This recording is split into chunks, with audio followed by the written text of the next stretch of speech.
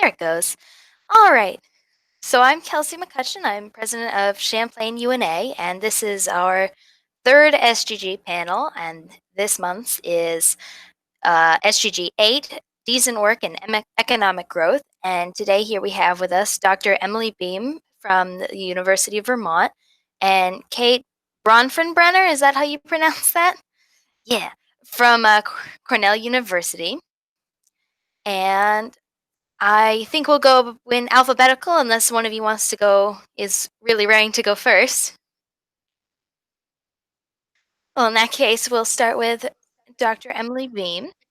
She's an assistant professor in the Department of Economics at UVM, and she's worked with the National University in Singapore.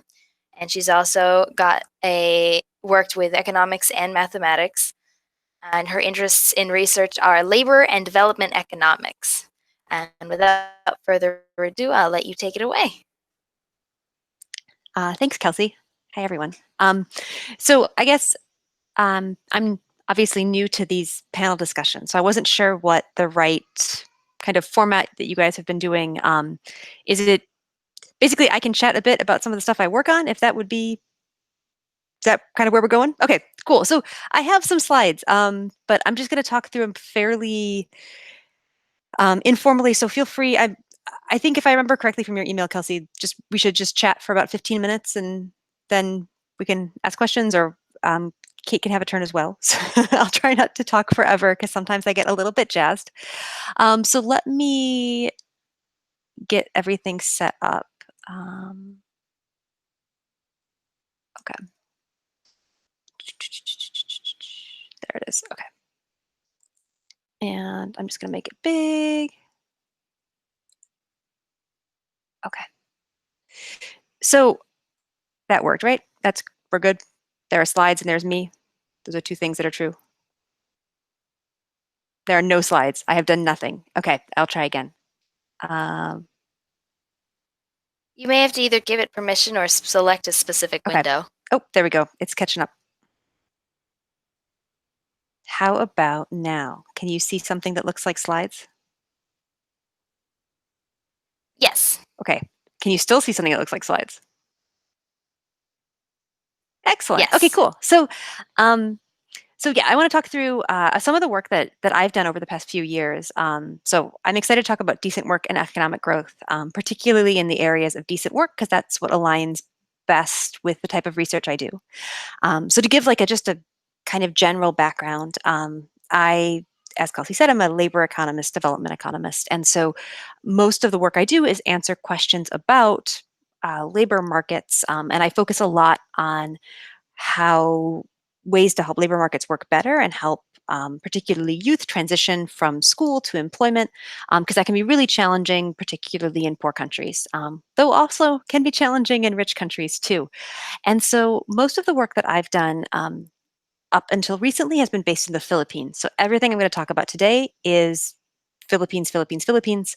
And most of the work I do is field experiments, which means kind of replicating the same sort of empirical methods we would use if we were doing a medical trial to see the effectiveness of a drug, but instead of seeing whether or not a particular drug is effective, I'm trying to see whether or not a particular type of intervention to help people find jobs is more effective. And so kind of what motivates this work that I do is the observation that just labor markets have a lot of frictions. There are tons of problems, and you can think about basically everything we would see in a US context, just much more intense, whether we're looking at the Philippines or Bangladesh or South Africa, or regardless of whether it's a low or middle income country. And so, one challenge is that it is costly to look for work.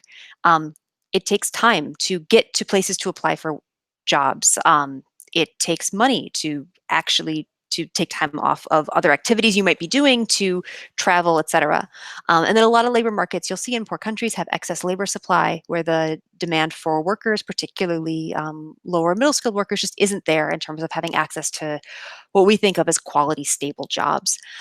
There's concerns about skill mismatch, this idea that the types of jobs that employers are looking to hire for don't require skills that people don't have. And there's been some discussion about how important of an explanation that is.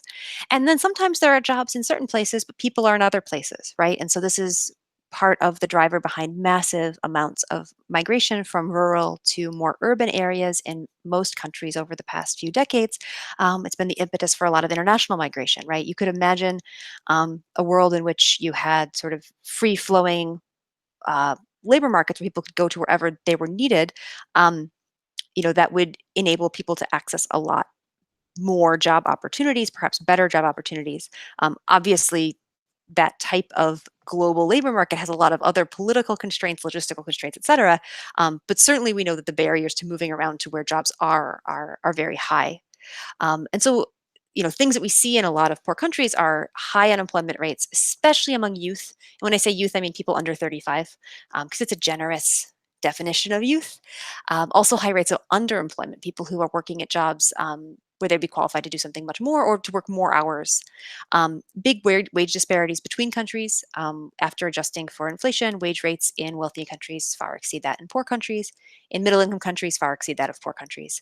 And there are high rates of less stable employment, informal employment, et cetera. And this is the broadest brush ever. A country like South Africa has extremely high unemployment rates, particularly among youth, but rates of self-employment are lower, whereas a country like the Philippines has fairly low unemployment, globally speaking, but really, really high rates of informal unemployment. So and self-employment. So it's not the case that every country's labor markets experience. So some things that I've studied and asked about is first of all trying to understand what it is. So when we talk about what is this excess labor supply, what are employers demanding, what are they looking for?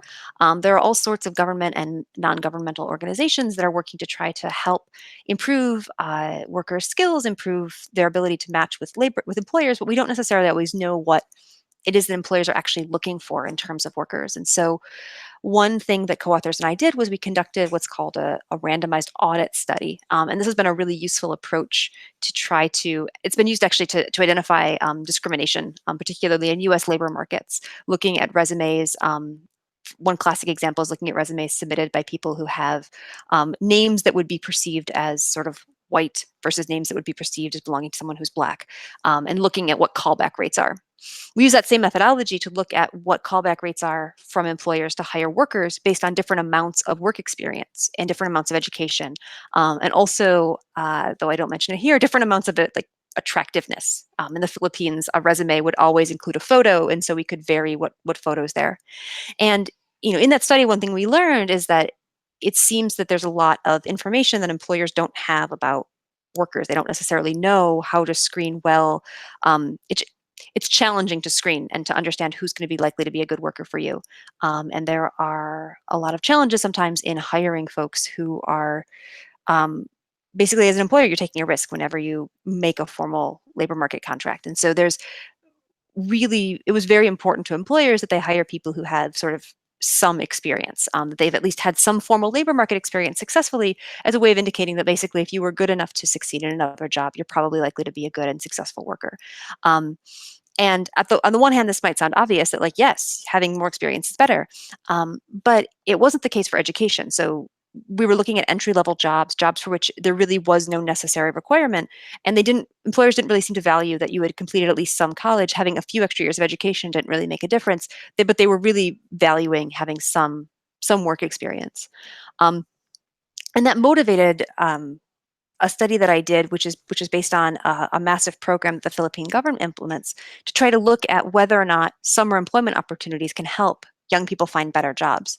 So in the Philippines, the transition from school to work is very slow. Um, Even for people who complete college, especially for people who complete high school or only some college. And so the Philippine government, specifically the Department of Labor, has a massive, massive labor market program that runs over the summer that provides youth with basically 20 to 50 days of subsidized work. They get paid the minimum wage, which is um, sounds bad, but actually is quite good, because the minimum wage is not always enforced, and so getting the minimum wage is actually pretty decent. Um, and the hope of the government was that this minimum wage work for working in offices, like you can see here, would help people stay in school and help them be able to find additional work. That, again, if it is just having that first contact is really important, then having this link and this connection might lead to other things, good things down the road. And similar to the other study, we did sort of a randomized trial where some people were randomly offered the opportunity to enroll in this program and some people were not. And what we found was that it didn't it didn't help youth stay in school. That particular dimension wasn't successful, but from the perspective of helping people find better jobs, it did seem to help. Having this one-time work experience, even though it was short, even though it was over the summer, even though it wasn't necessarily providing sort of training or apprenticeship, just having that one-time connection with a formal employer was important to help people continue to have work opportunities. And we were worried that, like, what if, if youth here, people who are between about 16 and 20 are provided with these kind of better work opportunities, do we have to worry about people leaving school to go get work instead of completing their education? And we didn't really see that. Um, the other thing uh, that some of my research has touched on is the question of migration, right? So when we're thinking about like a U.S. policy conversation, certainly any newspaper, any discussion about the very recent election, right? We talk a lot about the impact of immigrants, people coming into a country, on sort of the wages and work opportunities for native-born workers, right? And there's a whole debate about what the actual trade-offs are when you have immigrants come in, and what the potential wage effects. And in general, by and large, the evidence seems to suggest that if there's any trade-off, it's relatively modest, and it really only depends on if you are a worker directly competing with an immigrant worker for that particular job.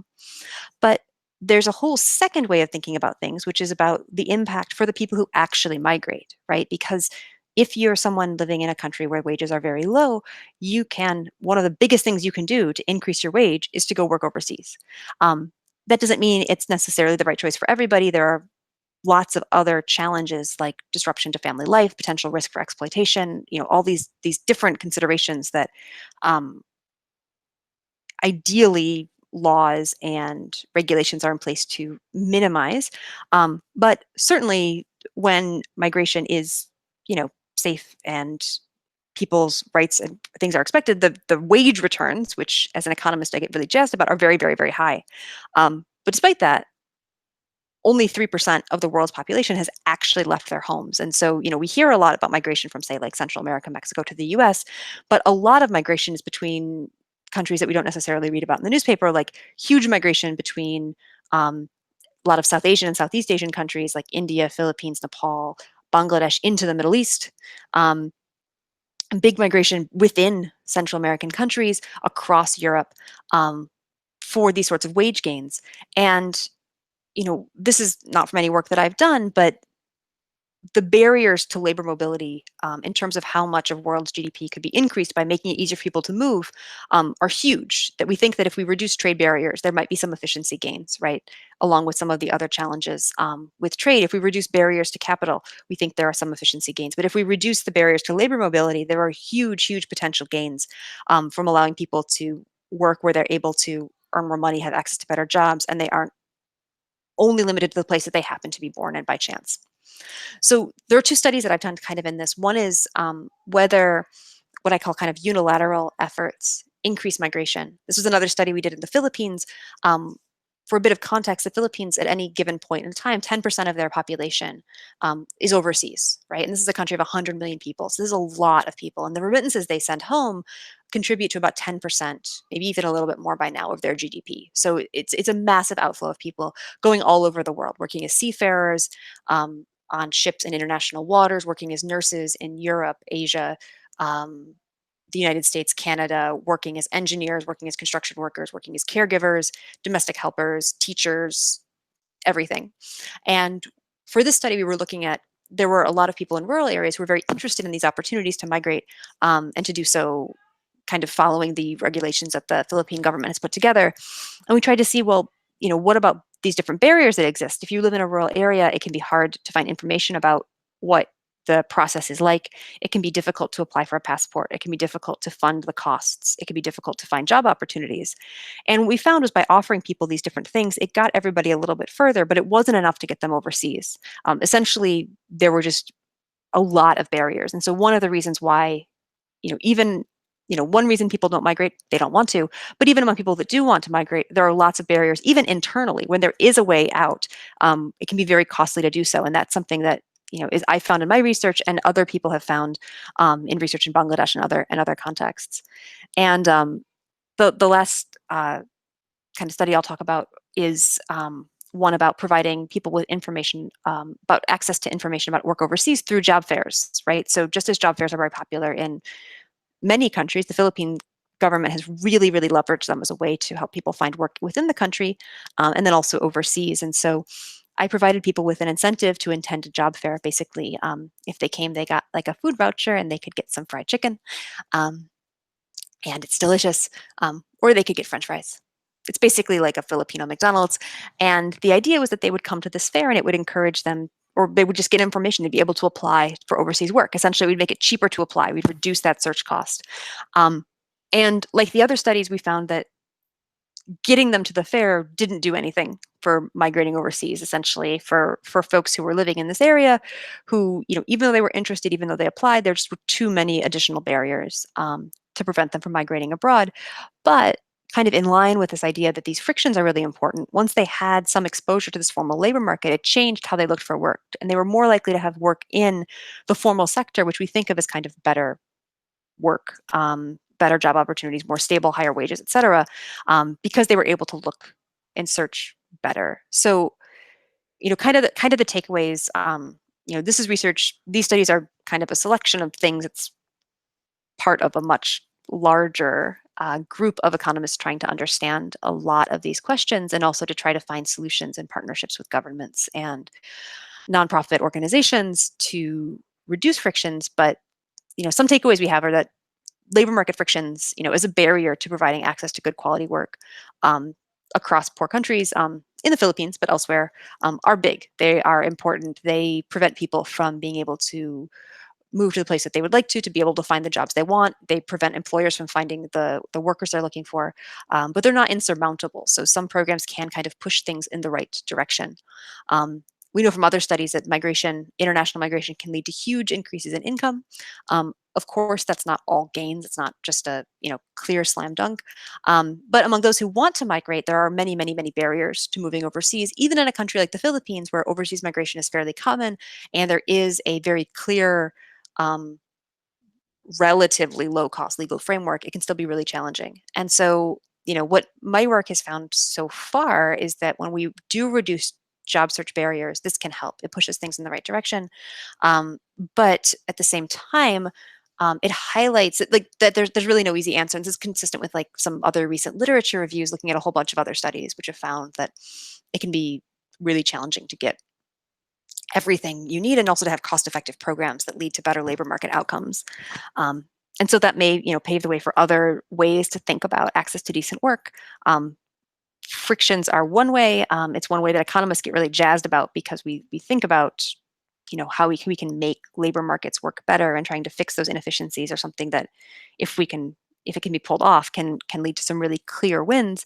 It's far from the only answer, but it does seem like something where recent efforts are kind of pushing us in the right direction.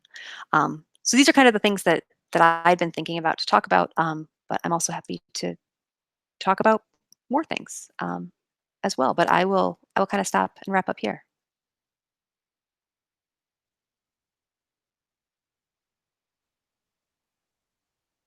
Alrighty, thank you. We'll go on next to Dr. Let's see if I can get it twice. Bronfenbrenner, who is the Director of Labor Education Research and a senior lecturer at Cornell University's School of Industrial and Labor Relations. That's what the IRL stands for, I see.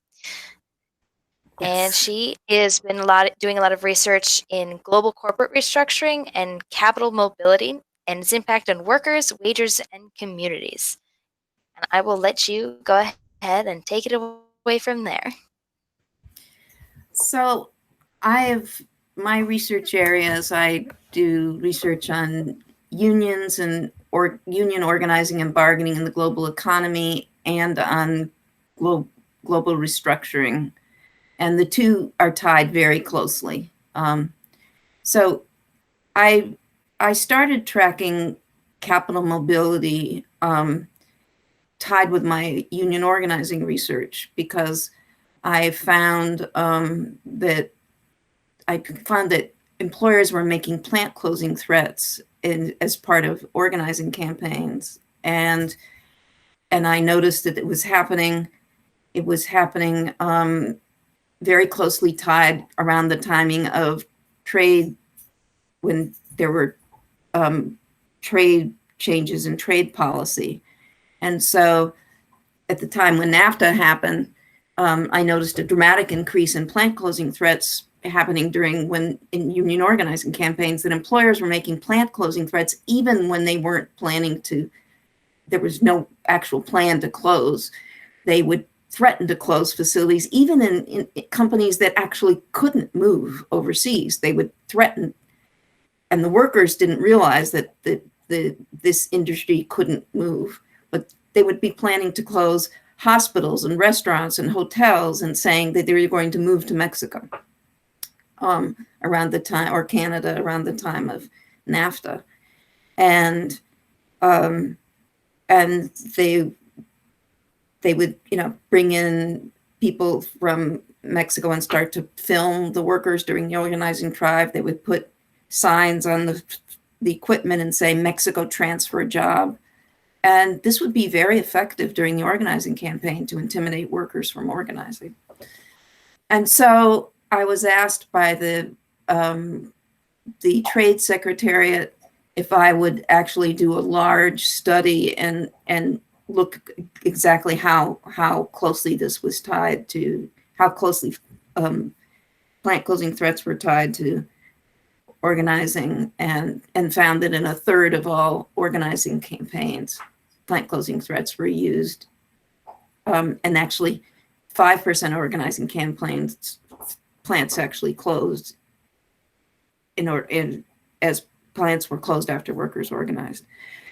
After that, in 2000, I did a study for the U.S. Trade Deficit Review Commission, which morphed into the U.S.-China Trade Deficit Commission, to track whether with PNTR, there was an increase in threats from 2000 to 2004 in response, an increase in outsourcing to China in response to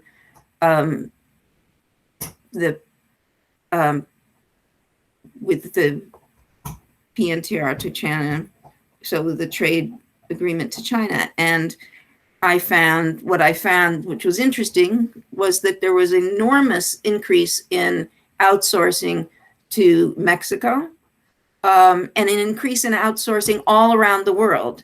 Basically, jobs were moving from the US to Mexico, and the US to China, and from Mexico to Brazil, and Mexico to China, from the US to Europe, and from the UK to Asia, and the UK to Eastern Europe, and from Europe to Eastern Europe, and from Europe to Asia. But it wasn't a simple process of, which everybody thought that there was an increase of jobs moving to China. But in fact, that capital was moving all over the world. When there started to be what happened when we had a new trade agreement is that it increased capital mobility everywhere. It wasn't as what everyone in the US thought it was, that it was all about the US. But what it did is that it just increased job mobility everywhere. And what happened is that because there had been SARS and the bird flu, and there also had been a major, as you remember, the major storm that happened in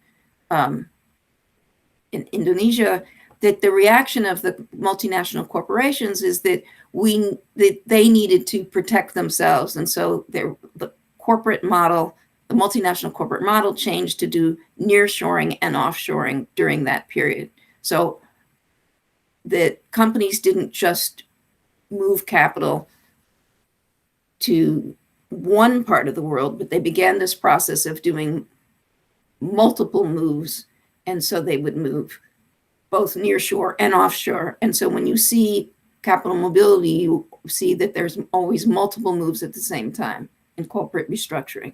So that there's always a move to some place that they can move by land and some place they can move by sea. So you see when corporate restructuring happens in the US, some of the product moves by land to Latin America or Mexico, and some of the jobs move to Asia or countries that they're moving by ship or air. And that's so that both the corporate executives can get back and forth in case there's some major crisis like we had in the last year. Also, that one of the changes that you saw is that there was a slow but sure increase that happened. I did another study then in 2017 where you see that there's a slow but sure change that happens over time where the jobs begin to shift. Our idea is that job loss is happening, we think that it's blue collar jobs leaving, but slowly but surely the jobs that are leaving the US are shifting from blue collar jobs to white collar jobs. And so by 2017, the significant job loss is primarily in white collar jobs, high tech jobs. So the jobs that are leaving the US are primarily in high tech or in jobs in call centers and computer jobs, and they're no longer the jobs leaving the US are in manufacturing jobs, but they're more likely to be in among white collar workers. And there are also public sector jobs, which people don't think of, and in healthcare jobs and insurance. And so they're much less likely to be they're much less likely to be male workers, more likely to be female workers, and the workers are much less likely to know about their rights. They're much less familiar with that they can get reimbursed from they can get payments from the government because they're not connected to labor unions and other networks that know that there's money from the government, trade money. And they work in a much more isolated community. So in terms of getting the reimbursements, they're much less likely to file. And so the government reimbursements are much less. There also they have fewer support networks because they work more in isolations. Other big change that happened over time is that there's much less news about it, because what happened is that we have had a loss of media. So when I did my study in 2000, we had many local newspapers. We had you had the news media reported on, when a plant closed at a time in a town, you had a local newspaper that would report a plant closing. If a hospital contracted out all their call center workers or their labs, it would be reported in a newspaper. Now, you don't have local newspapers. The news media today, what news media there is all online, and it's all very national, and nobody's going to report about a small town losing a call center or losing a factory. Whatever news you get is not local. And so there is no database that collects data on plant closings. There is nobody that's studying this. So the only way you can get this data is actually tracking it by getting the data from the TAA, the Trade Assistance Database. And that is extremely tedious. It's filled with errors. You actually have to go in and download it case by case. It runs about a year late, or by interviewing workers by it's so unreliable, or by interviewing employers and asking them, did you outsource? And employers don't want that press, so that it's literally disappearing. Employers aren't required to report this data. So I reported on it in 2000, 2004, and 2017. And when I published my data in a paper, no one was interested in it because it's not news anybody wants, right? It's kind of negative news. And because it's done from downloading TAA reports. It's not, from any kind of central database. It's not statistical data, the kind that the journals particularly like. So this is the kind of data that does not get published in journals. It's not sexy data, and we are not tracking it.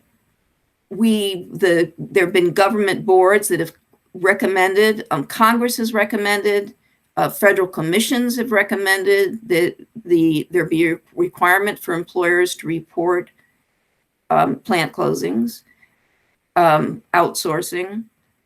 There's been a requirement to report when you bring goods in, what percent of those goods came from jobs that were outsourced. That's not going to happen anytime in the next decade. So the impacts are quite large. Also, the percent of work that is, not only are jobs outsourced, but it goes down the supply chain. So you can outsource not just jobs, you can outsource the supply of jobs. Lastly, from the TAA data, you can find out what percent of work is actually made temporary. You find out what percent of work, and every single TAA report I read showed that every single employer that was on these TAA reports, almost all of them had temporary workers that lost their jobs. So that not only are regular employees losing their jobs, but temporary workers are losing their jobs. So the impact is quite profound. And this was all in the first year of the Trump administration. We know that the job loss increased exponentially in the years since.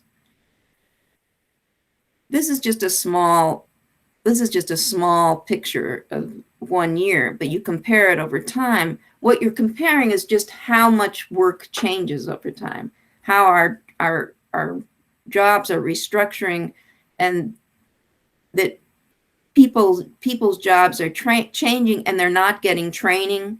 That people are going from the jobs are changing from blue collar to service sector to white collar, and the people who are on when these jobs shift, you go to the data and it shows that these people were not offered retraining, they did not get skill training, and what are the economic repercussions for these people who did not get training? Many of them, the average age is shown. Many of these people were 50 or older when their jobs were lost. What are the opportunities for someone who's age 50 when your job changes from a blue collar job to a white collar job, when your job leaves the country when you're 50 years old? How employable are you at that time? And most of them were in good paying jobs. When you're in a computer job and your job leaves the country, what are the options? You're going to end up in a service sector job. You're going to move to, what are the jobs that are available? They're retail jobs.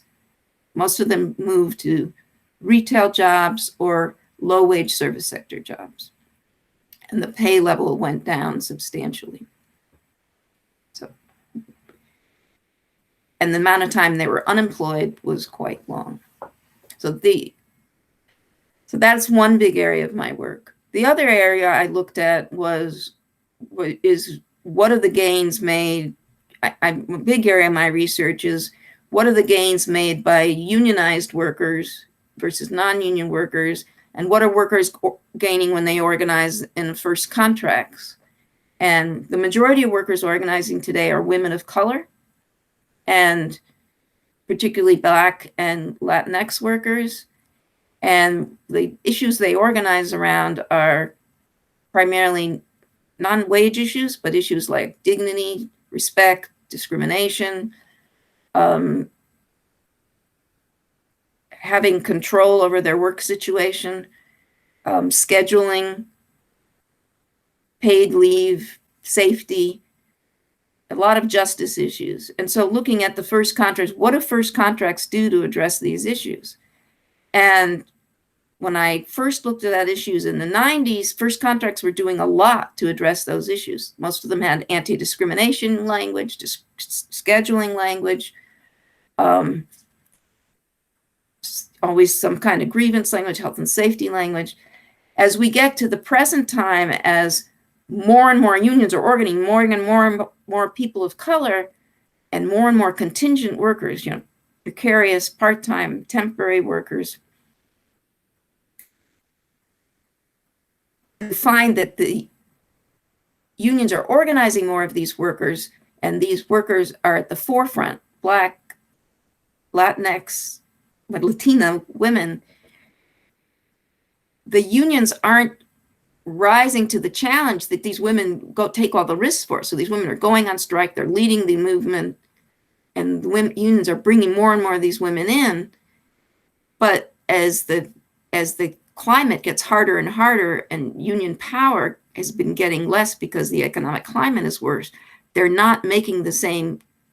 They're making economic gains for these women, but they're not winning as much on things like paid leave, anti-discrimination language. They're putting their fight into they're putting all their effort into the $15 minimum wage, and they're not fighting as hard for the things that the women want the gains in. And that's a great risk, because I don't think the women are going to fight as hard if they're not to organize, if they're not getting the gains in the areas that they care the most about, which are the reason they take the risk is for the justice issues and the fairness issues. So they're not going to be willing to take the risk to organize if the unions don't make the gains on those other issues.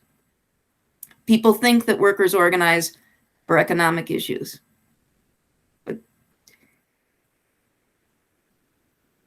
that's not you're not gonna take the kind of risk you take for a few cents. It's that dignity and justice that people are willing to take the risk for.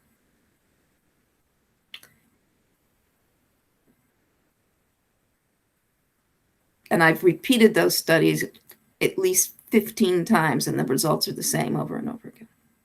I've been doing this a long time, for 30 years. So.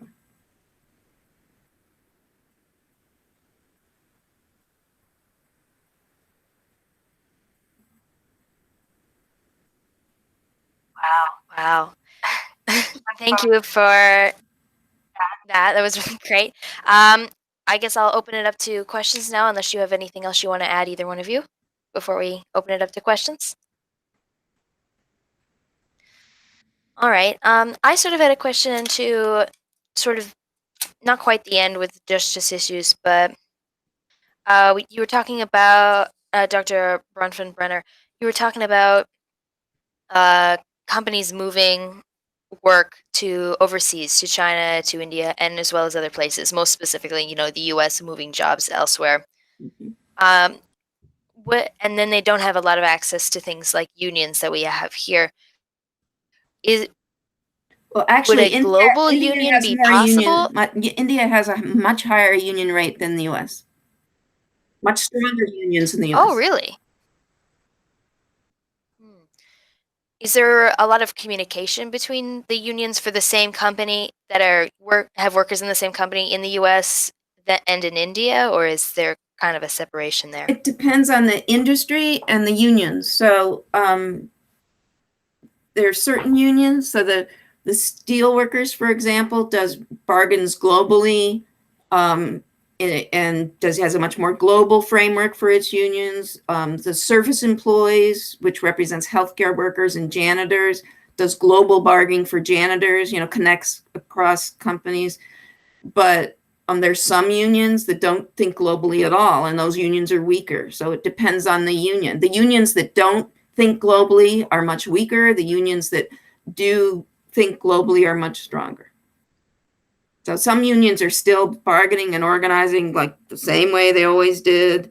They when they go to organize, they just do it the same way they've been doing it for the last 60 to 100 years, and they're not growing, and they're not, they wonder why they're not getting anywhere. The unions that are being creative and, get in contact with unions in other countries, and they work in solidarity with the unions in other countries, they are doing better. I mean, if you don't even know you don't even know whether your employer is multinational, you don't even research it in a multinational way, you don't work in solidarity with unions in other countries, then you're not going to be able to take on a multinational employer. That definitely makes sense. I also, which question do I want to ask here? I guess I'll ask sort of my Trump question. I remember, as very specifically, especially in the first couple of years of his administration, a lot of people were reporting that the unemployment rate had gone down, and I'm not sure if I attribute that to his administration specifically, or if that's just where we were at in an economic cycle. But I'm wondering where they kind of get that percentage from, especially as you were talking about within that same time frame, a lot of people were actually losing their jobs to outsourcing and other reasons. So I'm wondering how accurate that percentage is and kind of where they get that number from. Well, unemployment's a funny number because it doesn't count people who have given up looking for jobs. It doesn't count people who have not yet entered the market. So, for example, young people, particularly young Black men who have been unable to get a job ever, people who are discouraged, who've given up looking for work, married women who are trying to get back into the job market, who can never find a job, people who've been unemployed and run out of their benefits. For example, all these people who lost their jobs from COVID and their unemployment runs out, they no longer count as unemployed. Once your unemployment runs out, you no longer count as unemployed. And that's a lot of people. So unemployment measures people who are unemployed and eligible for unemployment. And so all the people who no longer eligible for unemployment don't count in our unemployment statistics. It's a very special number. But our economy, as everyone had keeps saying, our economy, Trump benefited from what Obama did to the economy, and the economy was expanding in the beginning of his administration, but then it started to not be doing so well.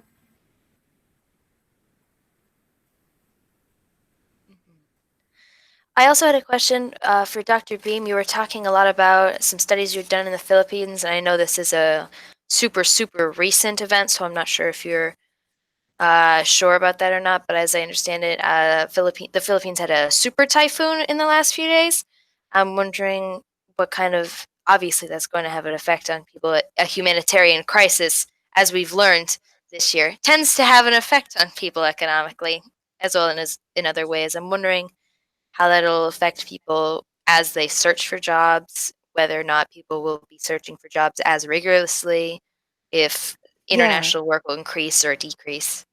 So I think it, as our economies have, basically become connected globally, right? The Philippines as a country has already been hurting, like pretty much every other labor market as a result of the COVID pandemic. And one way in which the Philippines has been hit by that. I'll get to the hurricane part in a second. Is the, just a lot of workers who are going overseas are like the jobs have vanished, right? And also because of travel restrictions have made it harder for people to leave to access jobs. And so that's already kind of hurt the country massively. And a lot of times those overseas workers have for a long time served as kind of like a safety net for people who are likely to be affected by natural disasters. And this is something that's particularly problematic in light of climate change because the incidences of typhoons and super typhoons has really increased in the Philippines. And they've been really bearing the brunt of this increase in extreme weather events. And, kind of the one thing is that when people have family members abroad who are able to send money to help with rebuilding, to cover expenses, that's helped to mitigate some of that. And again, it doesn't rebuild your house for you overnight, and for people who have lost power, but it has helped and it's provided some sort of insurance. And so I think one thing that is really concerning about the most recent super typhoon is that in addition to being incredibly destructive in I know in like the Bicol region it was hammered particularly hard, and they just get nailed every time because they're like really exposed to the ocean. They're not like protected a little bit like Manila is. What I'm worried and interested to see is if the impacts are going to be worse for people, because not only are they experiencing the damage from the hurricane, but also they don't have the insurance protections that they would under sort of normal years would have. And so I think that's one thing that will make it a bit harder. I mean, I think in terms of labor markets, the way that a lot of the Philippines has been set up, which is true of not all poorer countries, but a lot, where you have a lot of economic activity concentrated in a few mega cities, right? And then a lot less formal economic activity out in the provinces.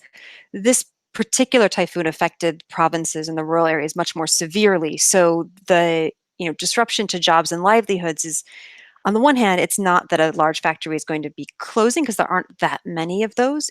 But it's more likely that people's small businesses, which are not going to be insured or protected, those are what's destroyed. And so the impact of this is really severe for all of those reasons. Besides the fact that the frequency is just every year it's worse.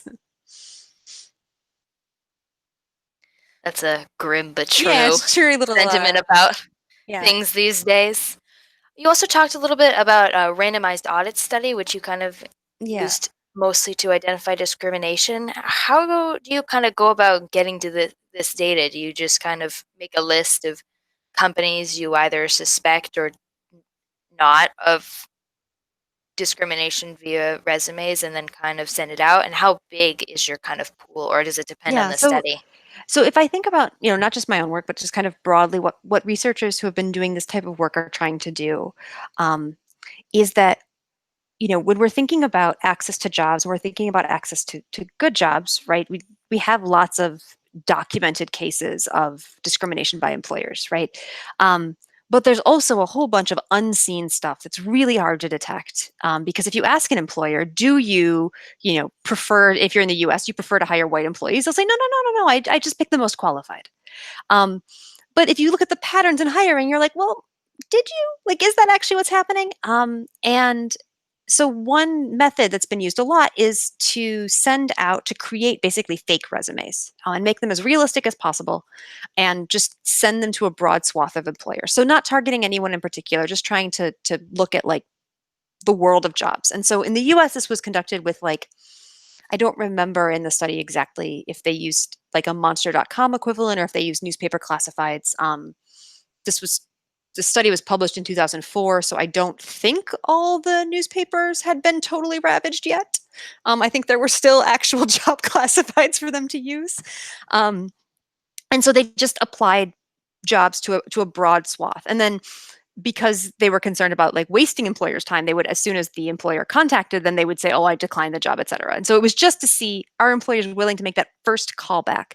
And that's where, when the authors of that study were looking at people with sort of very white identified names, versus Black identified names, they saw really strong differences in employers' willingness to call people in a way that, like, if this is just the callbacks, imagine what happens once you go through the interview process. Like, even if this is the only screening that's happening, the evidence of discrimination is really profound and pronounced.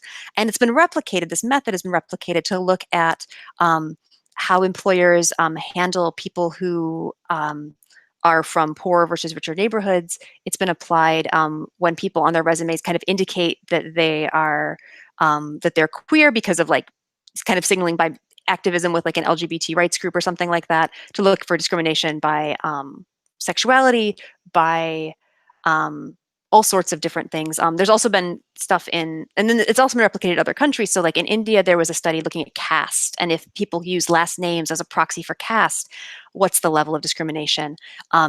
In China, there was a study actually just looking at gender and then also attractiveness, and that's common in a lot of countries where people would put their pictures on resumes. And so, what's really helpful about this method is that it enables us to get, on the one hand, it's imperfect, right? There's still so many other ways that discrimination can crop up. And then also we haven't even gotten into like internal issues with promotion and workplace environments and things like that.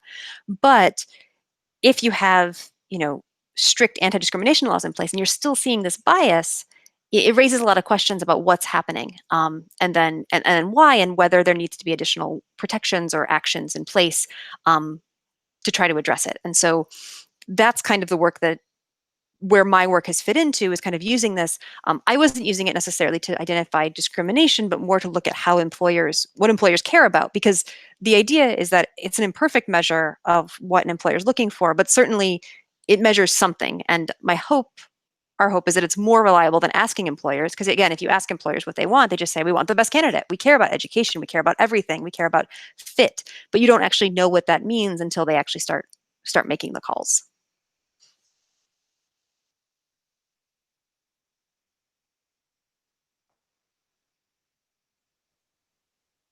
There it goes. And you talked a lot about getting people access to the information for jobs, and while that didn't necessarily increase or decrease people's ability to find internet work overseas, it changed how they approached finding a job and how they moved forward with finding a job in the first place.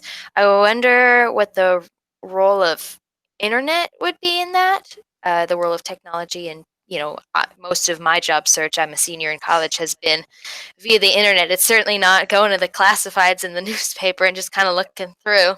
Yeah. So that's a great point. And the potential role of technology has been really, really interesting. So, with the study I looked at with people, accessing information, the actual connections we were making with them to jobs was all through the internet. One thing that is really fantastic about working in the Philippines is that while you're not going to get a huge, it's not going to be universal, everyone has a laptop. A lot of people have mobile phones. Mobile phone penetration is 157%, because so many people have two phone numbers. And the rates of smartphone usage are also really, really high. And so people are very connected, very savvy, very good at using internet job opportunities. The main thing is getting people connected to them, and also one thing that I think is increasingly an issue is sort of like kind of information overload as well, right? Like, I think there's some scope for, I don't know, over time I've become increasingly skeptical of some of the informational barriers. I think at a certain point, we were looking at, do people underestimate how much they could earn if they go overseas? And there seems to be evidence that they actually tend to think that they could earn less than they actually could. And sometimes that's because they have family members overseas, and the family members would be like, oh, I'm not earning very much money, because they don't want to have trouble about the fact they're not sending all the money home. They're also spending some on themselves because they're working really hard and they want to like do something nice. And so people actually have like bad information because their family members are like, oh, you can't earn any money here. And sometimes people are just really over optimistic because they're like, everything's going to be great. I have this friend, they're super rich, and like they kind of use the anecdote to do things. But in general, like providing, here's a new opportunity to look for work, at least in like this type of context, that's not necessarily the main the main barrier. But at the same time, I've read recent studies about different things people have done to use technology, which has been actually really important right now because everybody's a little bit in their homes. Um, so there was a recent study with job seekers in South Africa, where again, youth unemployment rates are like 40%. They're like super high. And there's this group that does job training stuff. And one of the trainings they provided was, not to say like, oh, LinkedIn, it's a thing, because most of the people had LinkedIn accounts, but to actually like give LinkedIn training, like here's how to make a good profile, like all the stuff that like I didn't learn and probably should know how to use. And it had a huge effect. Like it actually, I forget what it was. It was, I mean, the program was also helping people find jobs. So it was also like helping and doing good stuff, but just having that ability to present yourself on LinkedIn and like to be able to demonstrate to employers. And specifically, it appeared to be through referrals on the site that was really important, led to like it took the employment rates from like 70% to 78%, which was pretty good for something that was actually only like 4 hours of training. And that's an example of using like low cost training and technology to make labor markets work better, among poor South African youth. Another recent study I read about in Tanzania, their people had phones, but they had like your brick Nokia phones, right? So like you're not going to surf the web on it, but they had phones and they had access, and so they worked with a nonprofit to create like a little way for like day laborers. So not great jobs, but like jobs, some work for the day. And basically farmers could like type in their like, hey, I need someone to come help me with my harvest. I need 5 people. Here's what I'll pay. And people would then get alerts and they'd be like, oh, I'd like to go do this. And that actually helped connect people. Their hope was that it would increase wages, because it also let workers like indicate what they were willing to work for, like to say like, oh, you need to pay me X number of dollars. But what it did do is it actually helped, it reduced like how much variation there was in the wages, because basically you'd have some people who were just didn't have the information about what the right wage was, or they needed workers in a hurry, and so they would just ask their friend, and like it would get tight, and so they'd have to offer more money. It would get awkward. And so it just like having that technology was able to connect people to a lot more workers just in a community, like, and it was literally like across a large village. And so I think there's, those are just 2 examples of technology having some potential impacts. Again, none of this is solving the fact that there are massive, massive structural unemployment issues in South Africa, related to apartheid, and some really, really kind of challenging to navigate labor regulations, and the systematic oppression of the majority of the population.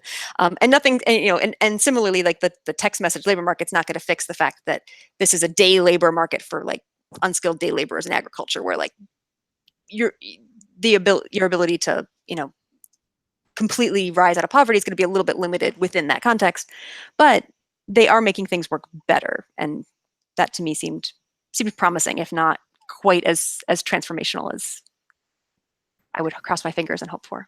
It's also that technology is used a lot, not just for, it's used for surveillance, highly used for surveillance of workers, but also in terms of, you talked about discrimination. One of the things that technology can do is that they not only can, figure out easily, look at people's pictures and decide what race they are and gender, but even if the workers say, okay, we're not going to show our pictures, employers are very sophisticated at searching, spying on workers, getting access to, even though the workers didn't think I know a lot of workers, for instance, change their names on their private websites and try to make it so they think they're invisible.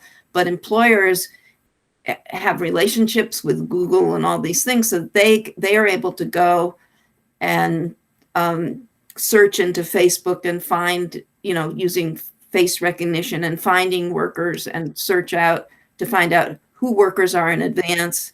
And I know they do this because employers try to figure out in advance before hiring workers, whether they have any union experience, in order to screen out union workers in advance. and or union history.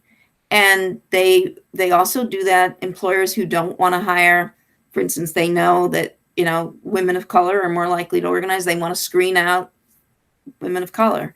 They want to screen out certain types of workers who have who are active in their churches or who do any kind of organizing of any kind of militancy. And if they want to screen out workers of color, they have ways to do it. And I know, for instance, I have students of color who won't post on Facebook, won't post their pictures anywhere because they want to protect themselves in terms of hiring. But at some point, somebody's going to find it out.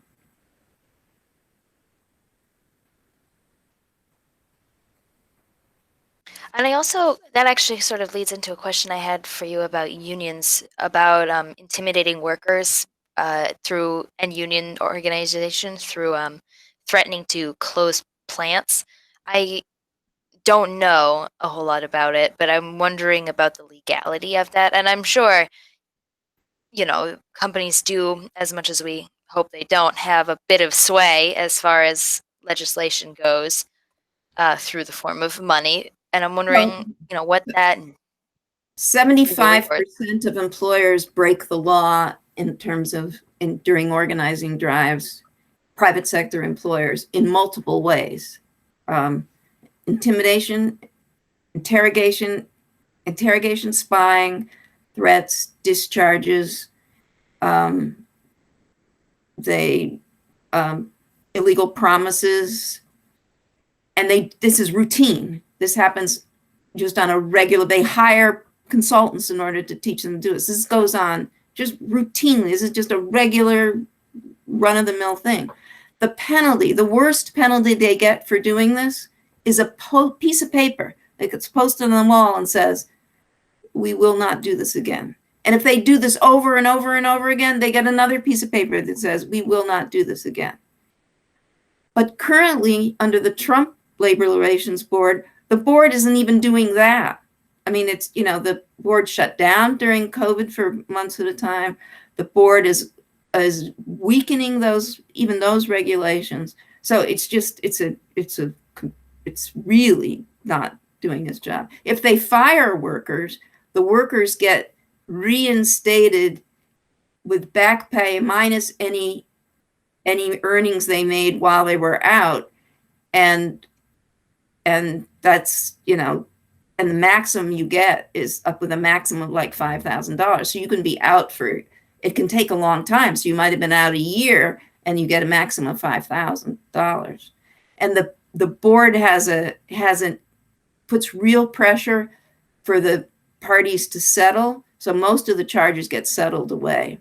And it often can take years and years for it to settle. So meanwhile, the workers are intimidated to not vote for the union. So most unions just don't bother with the board and just keep organizing. They don't bother to file charges because it's not worth it. They just go, they do their best to just keep organizing. I don't know if you saw in the chat, Yeah. Taylor had a question. Where do you see jobs going in your respective focus regions? So for both of you, over the next 5 years, I know the election in the U.S. is kind of a tipping point, but what other trends do you see coming up for the future of the job market? I see within the U.S. jobs are moving. We can see jobs are moving. They're moving to low-wage service sector jobs. That the concentration of jobs are in jobs like nurse aides, janitorial, physical therapy aides, home care work. I mean, our population is aging, so the jobs are to be taking care of the elderly and to be all the things, people who deliver groceries, people who serve people, very low wage occupations. Where they're moving outside of the country is Mexico continues to be the primary place that jobs are moving, and also throughout Asia. But we also continue to have jobs to move to Canada and to Europe. More jobs are moving to Europe than we think, and to Canada, but they're moving. Our jobs are moving all over. They continue to leave the U.S. and they continue to move to service sector, white collar, but we will keep having manufacturing jobs, but there will be light manufacturing.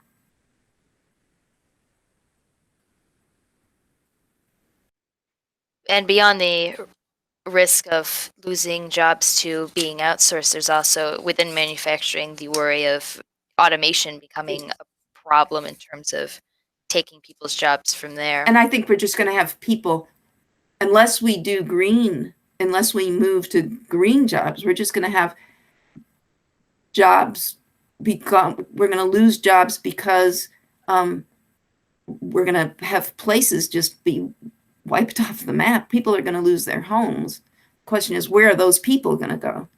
We haven't figured out what we're going to do when we lose whole part. What's going to happen when California is not livable and the coast is we just haven't figured things out.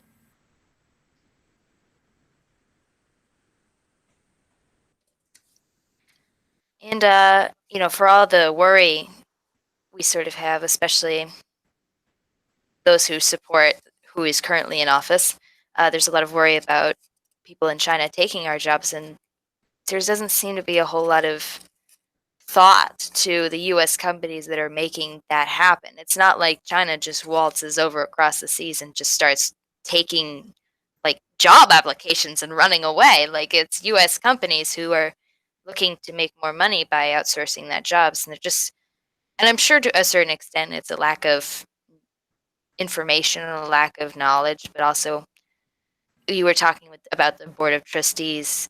There's just a certain amount of a lack of accountability that seems to permeate that in general. So I think one thing I would also add is that,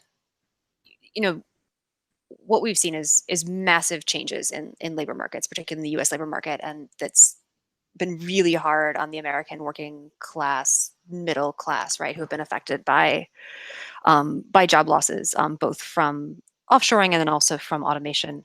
One thing that has been good out of this is that for the jobs that have moved, right, if we think from a global perspective, some jobs that have moved overseas means that it has created new jobs for other folks, right? So as someone who spends a lot of time thinking about the Philippines, the movement of creation of call centers and business processing, BPO organizations with like medical transcription and stuff.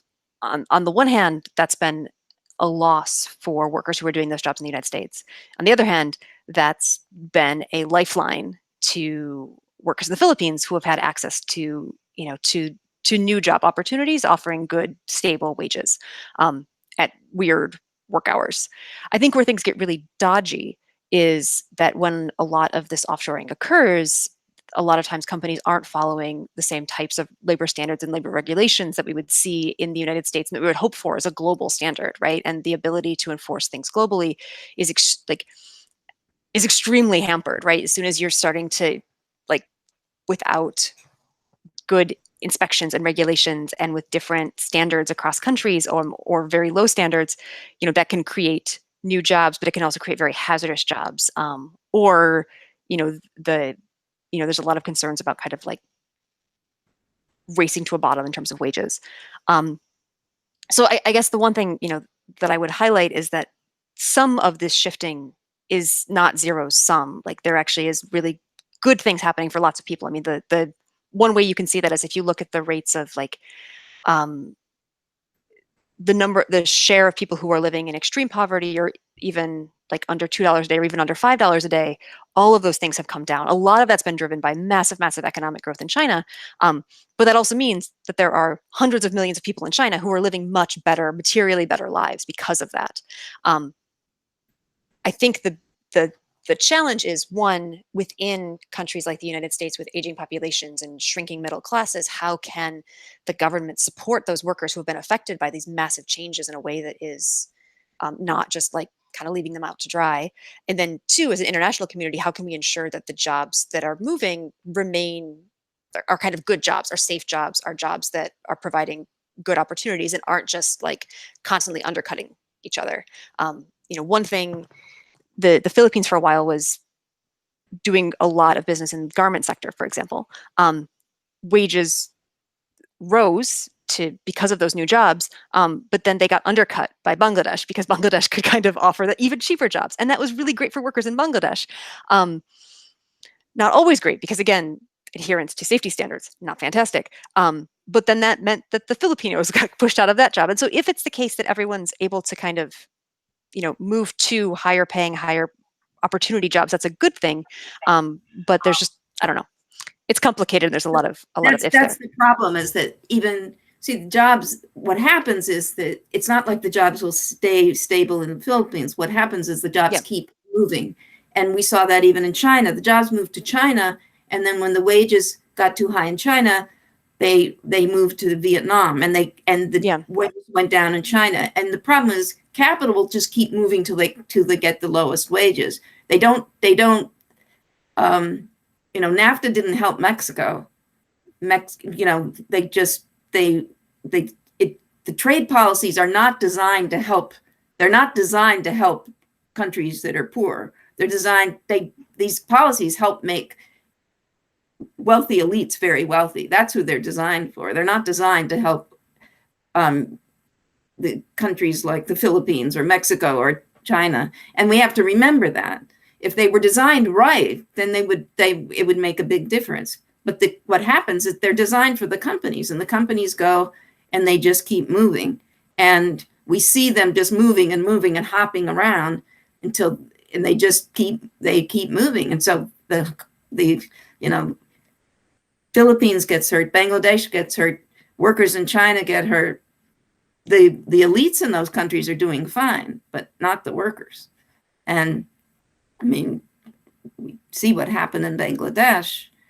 And workers in the Philippines aren't doing so great. And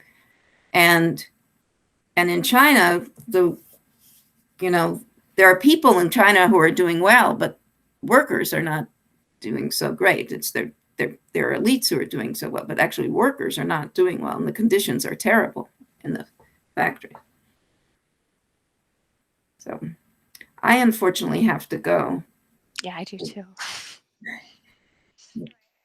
That's all right. We were about at end time anyway. I suppose I will end this now, and thank you both for coming. It was really great to hear from both of you, especially since it's the day after the election and we're still seeing the numbers come in. So it's interesting, especially in such an economically run country, to hear what you guys have to say. So I wanted to thank you both for coming. And I won't keep you much longer with my chattering.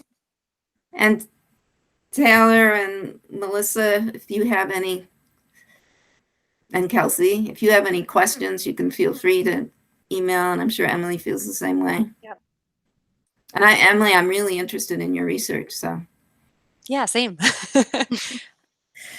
Yeah, we all hope our universities still have funding, given what's going to happen. Yeah, no, I mean, part of it's like I think about domestic discussions. I'm from Michigan, so when I think about the decimation of unions, it's just it's been my whole life. It's just watching their power kind of diminish. And my current job at UVM is the first time I've personally been a member of a union, and I don't know, it's a real game changer to actually have some. Just flashed on my phone just now was a message saying university-wide faculty meeting about the budget, emergency faculty meeting. And I thought, oh no. I have no idea what that means, but that's not a good sign. It's not good. It's not they're going to tell you we found some extra money. No. Yeah. Now that you never know, we had the other the college in our town just laid off 100 faculty, tenured faculty. Yeah, so It's terrifying. Yeah. I know it's just, so it just kind of, Yeah. so that's the climate we're in. So Yep. Of course. on Well, that note, thank you so much for speaking with us. I hope it is a surprise. We found more money in the budget meeting.